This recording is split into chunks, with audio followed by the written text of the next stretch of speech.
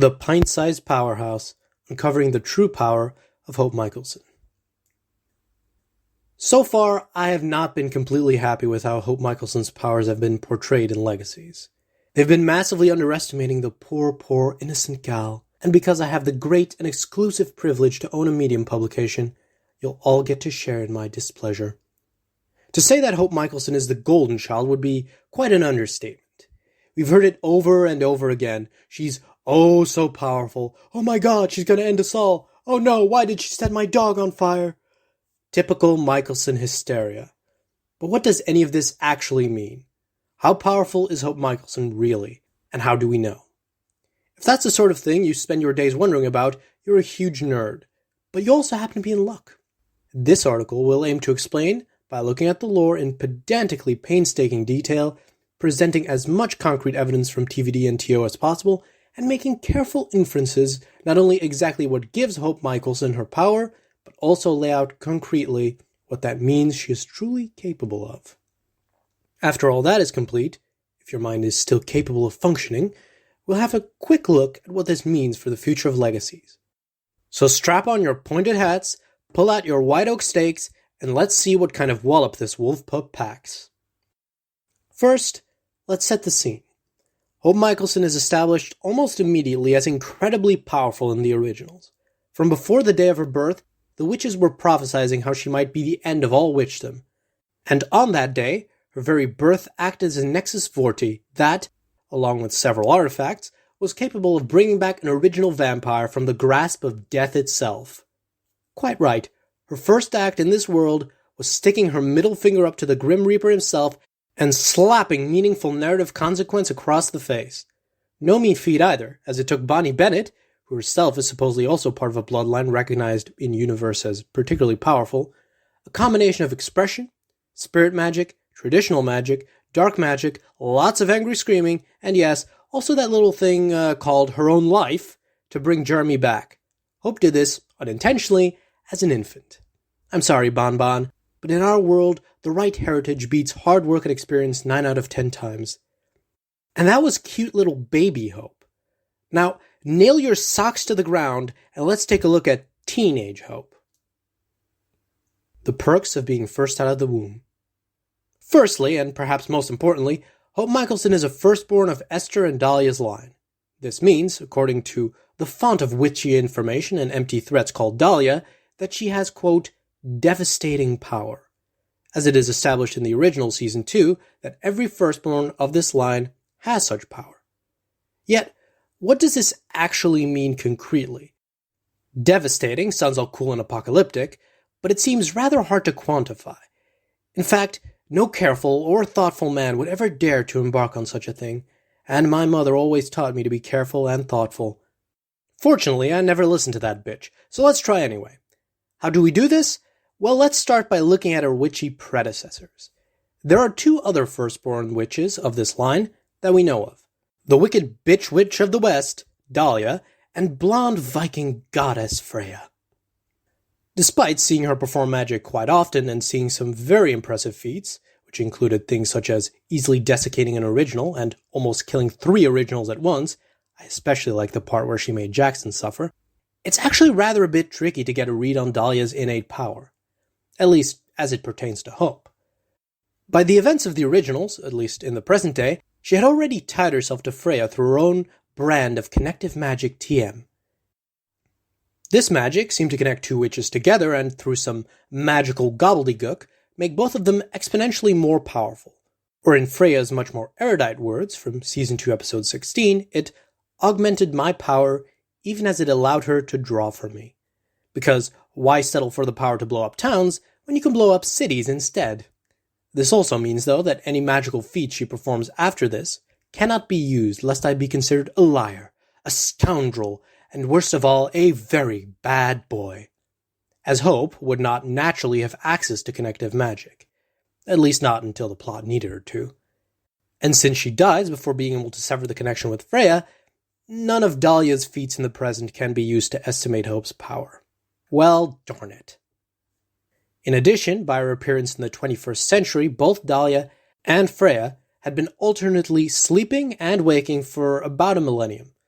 plenty of time to grow more beautiful, dream of dapper princes kissing you awake, and, apparently, gain a plus 99 modifier to your magical power attribute, because as Freya says in Season 2, Episode 16, about her little nap, they slept with our magic accruing over time until we woke. Even assuming they were wasteful little rascals and use up all of their magic each time within the year they were awake, it does take quite a lot of power to rob so many goth clothing stores, I'd imagine. Dahlia and Freya would still have had a century of magical power accumulated by the time we see them in the present day. The same thing that makes it difficult to use Dahlia also makes using Freya as a benchmark a little bit difficult. We certainly cannot use any of Freya's actions before Dahlia's death, as they were still tied together in magical flagrante delicto through connective magic, and we never saw her power before that, as they were already connected when Freya was still a child. I'm now regretting my earlier metaphor. Anyway, even after Dahlia's death, our Aryan goddess still presumably had a century of magic in the tank, and while we're not sure how much of a difference this would make, we know that in Season 3, Episode 9, Vincent brags about having been holding his power back for a long time, after a show of force, and that this intimidates Marcel. So while it's hard to know exactly what his baseline was before he turned Super Saiyan, it's hard to know if the same rules apply to a regular witch not using connective magic, and we know he was a powerful witch before this point. This does seem to at least imply that he gained a significant power boost from holding back his power. And this long time he was talking about, yeah, that happens to have been a whopping 2 years of not using his magic. Having quit when his girlfriend went psycho in 2011, and the scene with Marcel taking place in 2013, at least in-universe. Put that next to a full century of holding up power and, well, it's rather like putting a bull up against an intergalactic space fleet.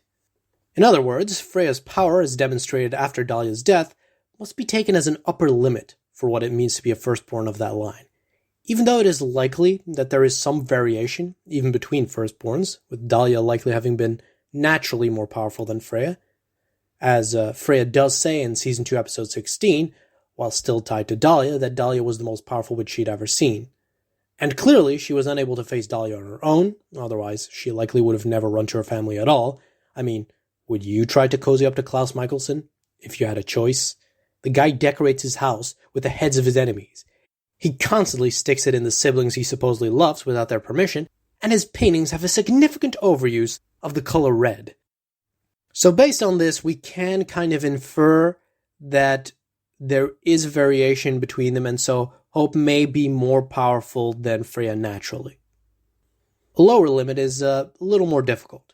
Now we know that Freya and Dahlia are considered exceptionally powerful, since firstborn of Esther's bloodline are consistently referred to as some of the most powerful witches to ever exist. So logically, it follows that the vast majority of non-Esther's line firstborn witches we come across are less powerful than them.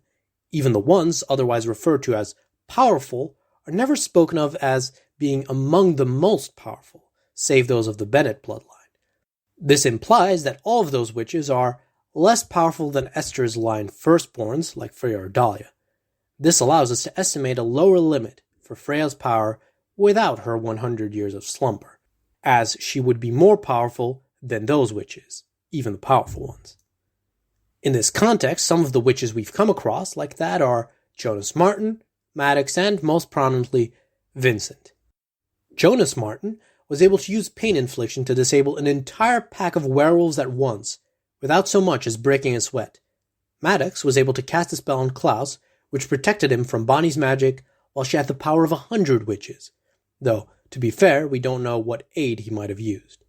And Vincent? Well, Vincent was able to inflict pain on the 1,000-year-old Lucian. Quite impressive considering that the older a vampire gets, the more power it takes to disable them like this, as illustrated by Season 2 Bonnie when she failed to disable the 500-year-old Catherine this way. He also has been shown to be able to temporarily disable original hybrid Klaus Mikaelson and snap individual vampires' necks left and right without much of a fuss. Although, to be fair, we don't know to what extent ancestral magic might boost his power on a day-to-day basis. Still, all of this acts as a nice, approximate lower limit for the power of a firstborn Mikaelson. So what can we say about firstborn power and what it means for Hope?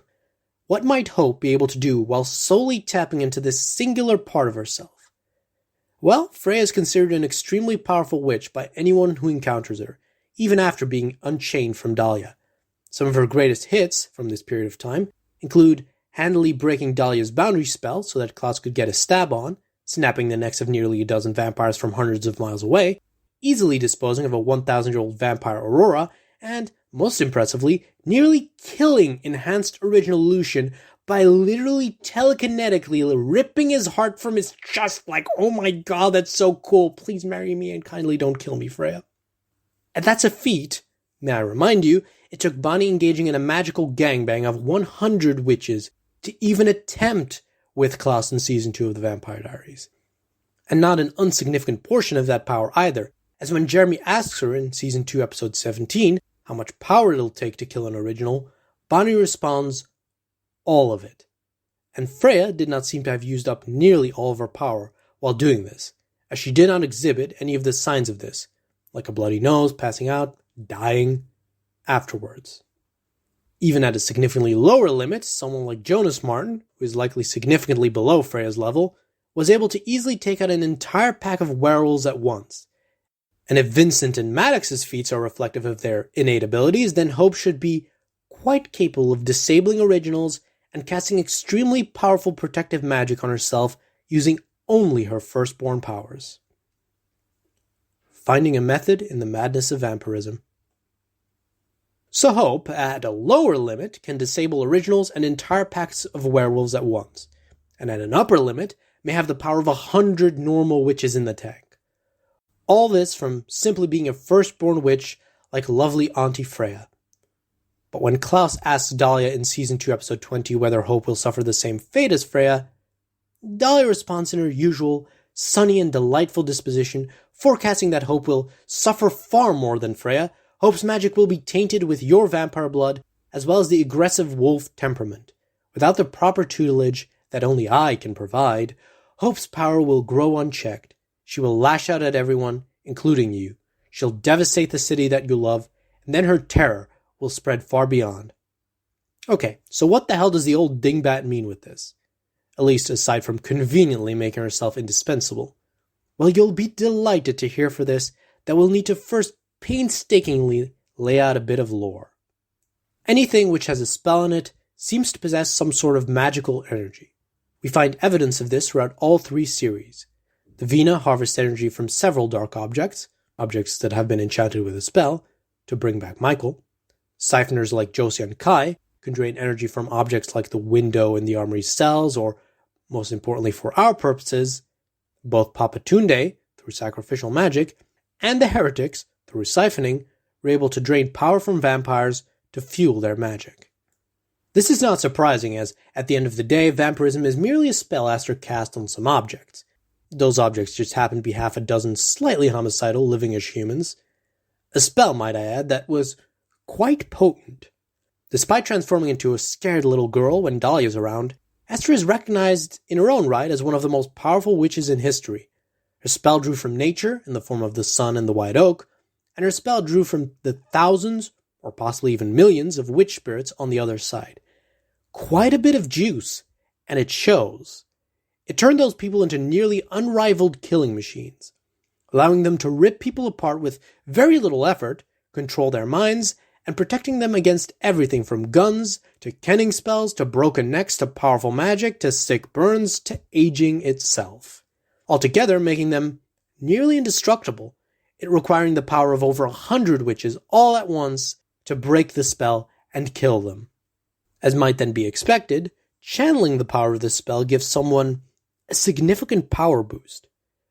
The first time we behold this spectacle is with Papatunde, when he uses sacrificial magic to incapacitate Rebecca and then uses her as an infinite magical battery.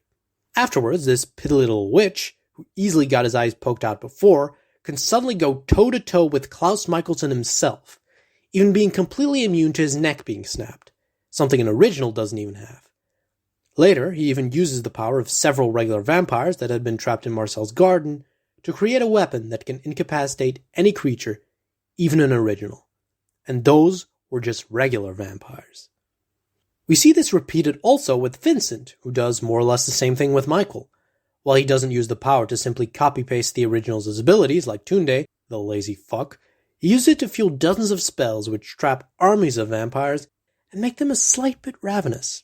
He also traps his siblings in a chambre de chasse and easily incapacitates original vampire Elijah, though by this time he had added Esther's new body to the mix. And what precious little snowflake, pray tell, happens to have the blood of an original handy at all times? That's right, Hope the fucking Beast Mikaelson. Because despite being a witch who has not yet died and become a vampire, her blood is already quite detectably, delectably vampiric. We can see this from the fact that, from when she was a little child, she's been able to heal extremely rapidly, just like a human with vampire blood in their system does. In addition, despite technically seen not being a vampire werewolf yet, her blood can turn werewolves into hybrids and cure werewolf bites. The only other blood in all of the universe that can do these things is Klaus's original hybrid blood, and only after he awakened his werewolf side, in addition to his vampire side, by breaking the curse. This implies that Hope, as she is, already checks off both of these boxes, and that her blood is not just the regular junk from those peasant hybrids, but of royal original quality. As regular hybrids do not seem to be able to make more hybrids, so far as we can tell, and their blood is likely not able to cure werewolf bites. Otherwise, the Mystic Falls gang would have called Tyler and not Klaus when Deus Ex Machina blood was needed. In other words, she literally has extremely potent werevamp original blood coursing through her veins.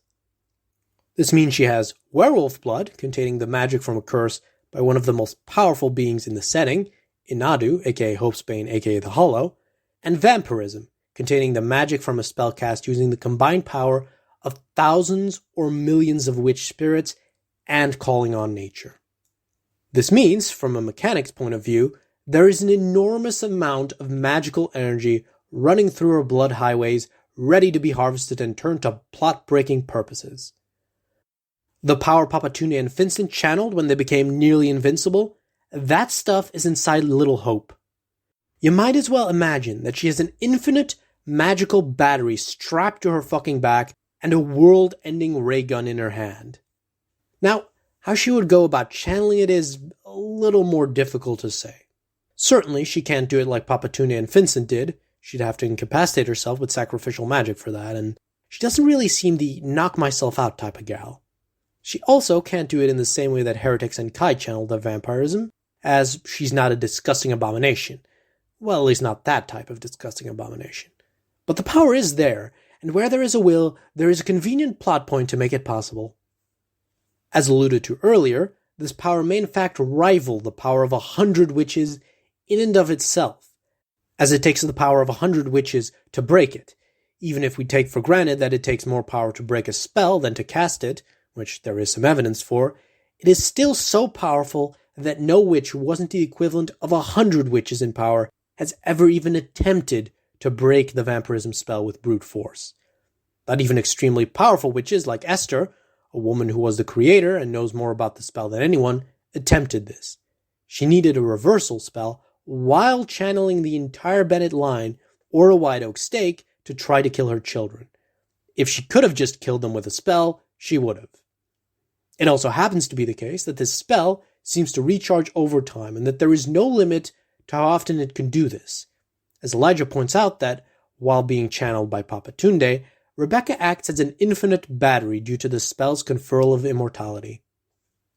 Some examples of what other witches have been able to do with this power that adorable Little Hope has just lying around include making yourself immune to neck snaps, throwing around the invincible Klaus Mikaelson like a rag doll, also shaking the very earth below the city, instantly creating boundary spells to hold originals and armies of vampires and werewolves at bay, and easily subduing an original vampire like Elijah with gardening equipment, as Vincent did while using Michael as his own private gas station. Or let's take something a little bit less impressive.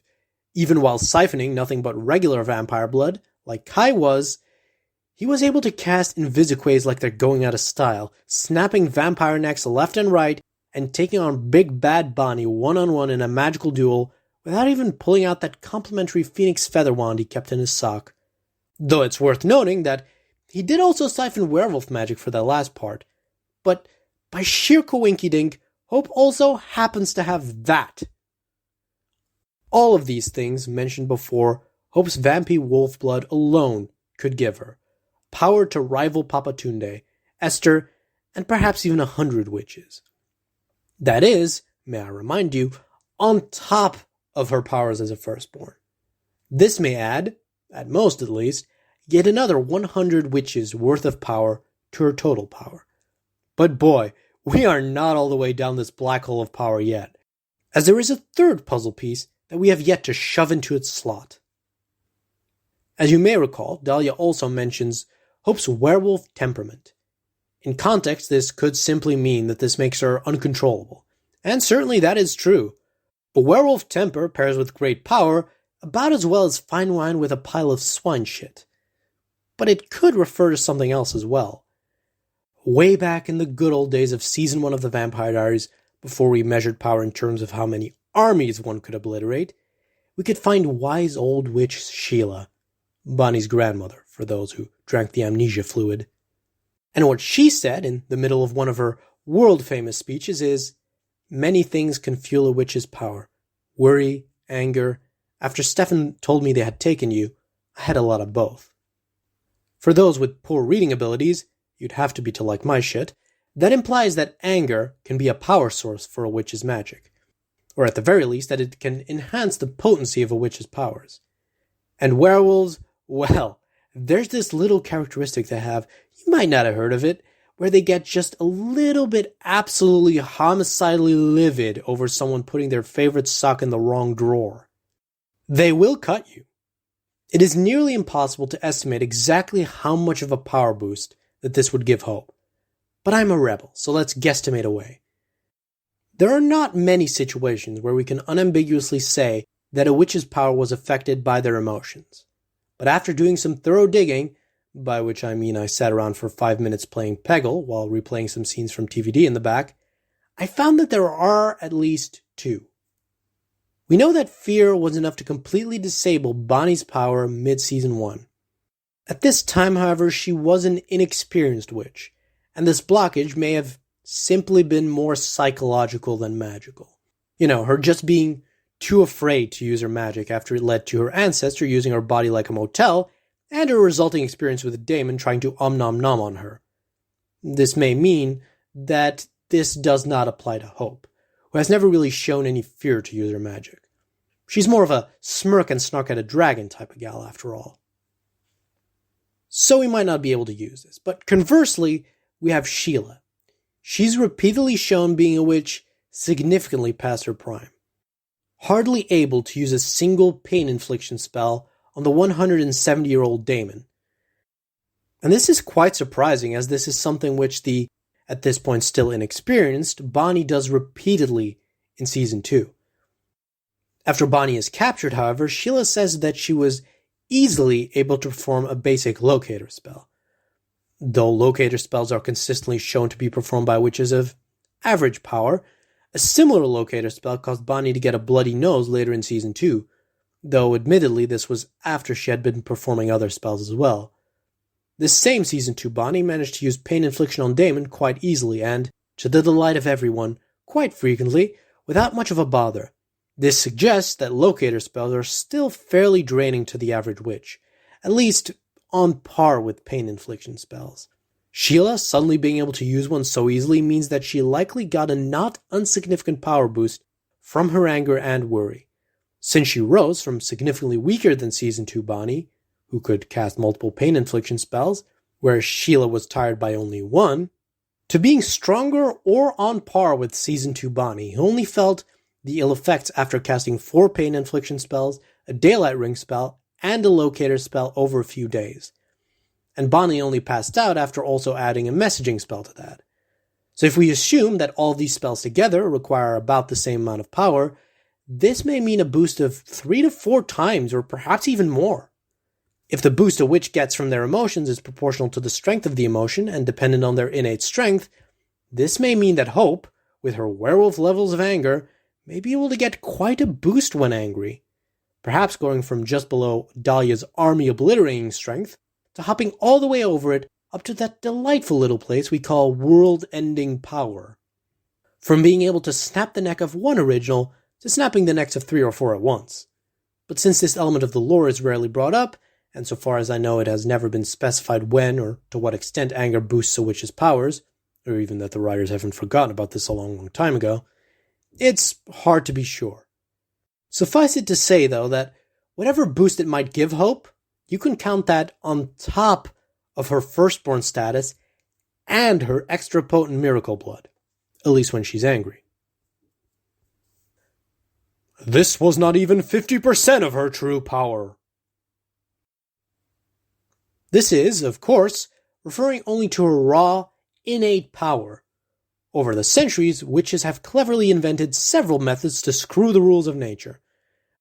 With these, they can boost or refine their power, allowing them to perform much greater feats than their innate magical power would otherwise allow. Things like channeling, to using spirit magic, to using the soul of your beloved dead grandpapa like a magical gas station, to using the power of geometry, to pretty much anything the writers make up when someone needs a Zenkai boost. When we first see channeling, for example, it occurs between Luca and Bonnie, and it allows Bonnie, who had been struggling with an overuse of magic at that point to perform even a simple locator spell, to nearly single-handedly take down the tomb's boundary spell, something which would lead to her grandmother's death. While using spirit magic to channel the power of 100 witches, Bonnie is able to nearly kill original Vampire Klaus in Season 2 of the Vampire Diaries. While using another technique, expression, Bonnie is able to stonify Silas all by her lonesome, despite the fact that he is one of the most powerful creatures in existence. With spirit magic and a complex ritual, Esther is even able to create vampirism, a spell so powerful that it takes the power of 100 witches to break. In other words, these things give them a significant power boost. Many of the things mentioned before are things Hope could probably already do with her raw innate power. As established earlier in this article, Firstborn Witch Freya was able to take down boundary spells and nearly kill originals without seemingly channeling anything.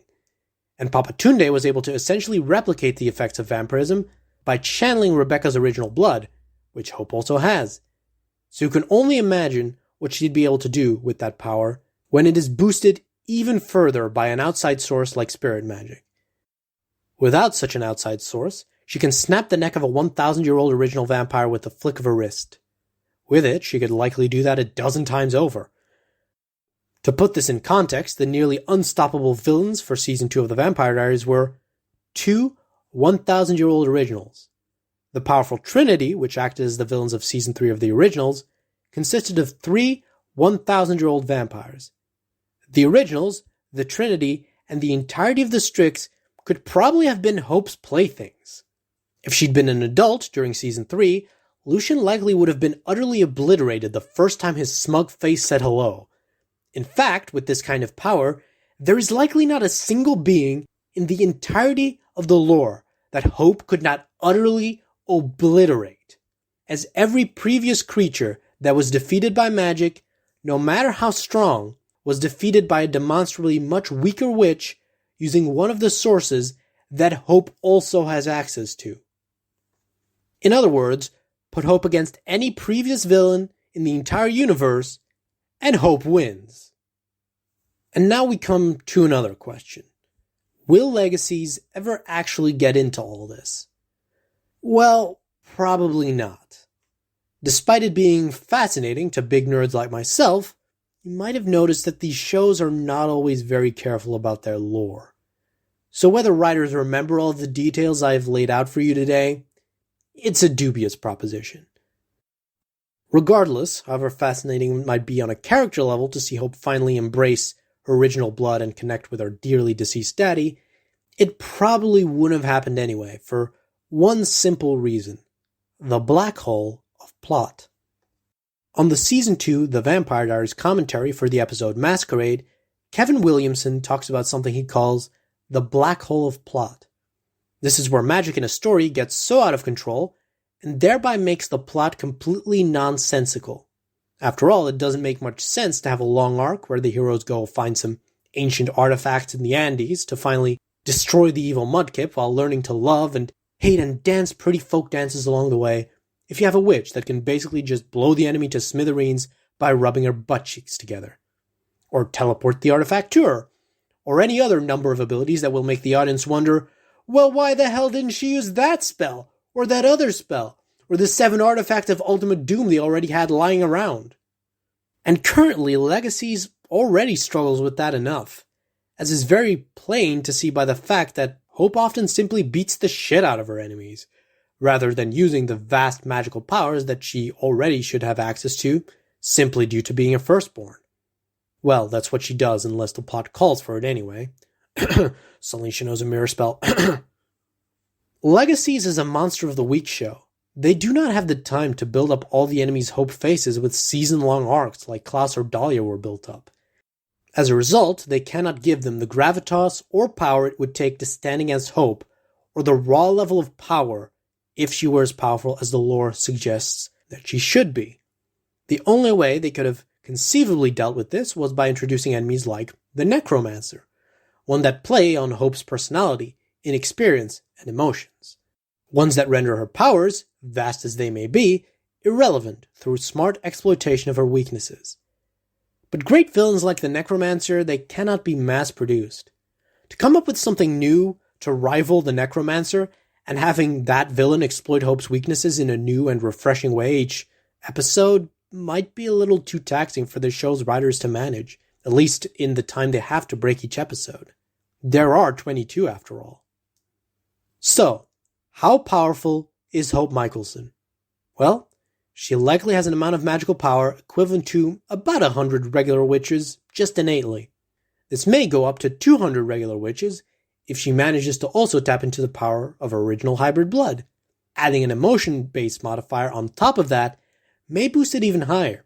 Anywhere from 300 to 800 witches while emotional seems like a good, albeit still pretty conservative estimate. Add on top of that some enhancing form of magic like spirit magic or channeling, and we could be talking her having power equivalent to that of literal thousands of witches.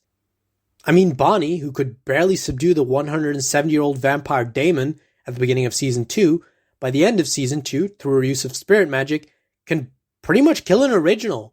That's quite a power boost. So imagine Hope's innate power being boosted by that amount. The power of 100 witches was enough to kill an original. This means, with even a conservative estimate, that she's powerful enough to quite easily kill originals through brute force alone, make herself borderline indestructible, snap the necks of armies of vampires through a flick of her wrist, create boundary spells at will, instantly defeat every villain we've previously seen, and utterly annihilate the plot. But, sadly, despite the incredible dramatic potential inherent in doing so, we will probably never see these powers develop fully, because if they did, then the show would be over. Note, this article was written in early Season 2 of Legacies and does not take into account any information after that point. If you want to be kept up to date on our articles, subscribe here on YouTube, or follow us on Twitter, or Facebook, or Medium, links in the description.